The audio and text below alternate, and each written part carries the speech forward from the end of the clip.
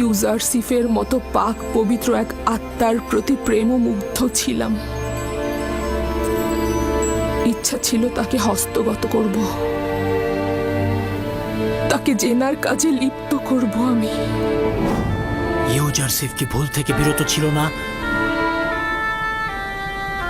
আপনাদের দুইজনের ভেতরে অপরাধী কে ছিল? আপনি কি ইউজারসিফকে গুনাহগার ভাবেন নাকি নিষ্পাপ? আমি সিদ্ধান্ত নিয়েছি এই ঘটনার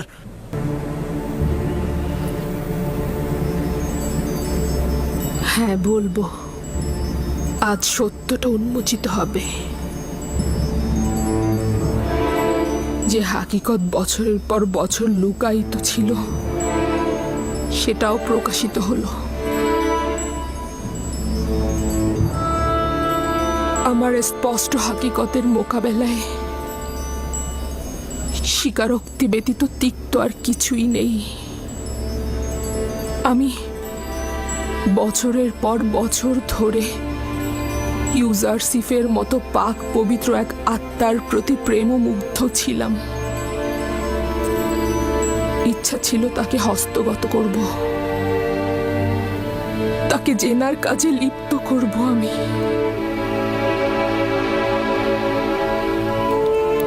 কিন্তু সে পাক পবিত্রতাকে প্রাধান্য দিয়েছে, প্রত্যাখ্যানের হাত আমার দিকে নিক্ষেপ করেছে। তাহলে স্বীকার করছেন যে অপরাধী আপনি ছিলেন, ষড়যন্ত্র আপনি করেছেন, আর কিনা নিষ্পাপ ইউজারসিফকে কারাগারে আপনি প্রেরণ করেছেন। হ্যাঁ, আমি নিজেকে গুনাহগার এবং ইউজারসিফকে নিষ্পাপ স্বীকার করছি।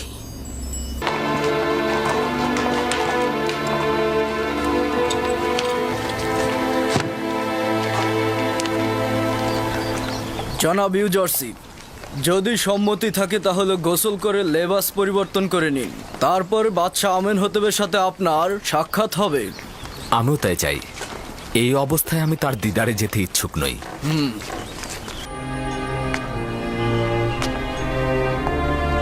ইউজারসিফের পবিত্রতা ও তার গুনাহ থেকে বিরত থাকার কথা সবাই শুনেছেন।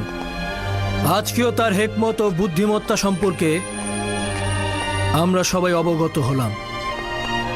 সকল খোয়াব ব্যাখ্যাকারী যে ব্যাখ্যা দিতে পারেনি সে সেই ব্যাখ্যা দিয়েছে। আজ থেকে তাকে নিজের আমিন হিসাবে নির্বাচন করলাম। আজ থেকে আমার নিকট তার জায়গা হচ্ছে নিরঙ্কুশ, তার জায়গা আমার দরবারে।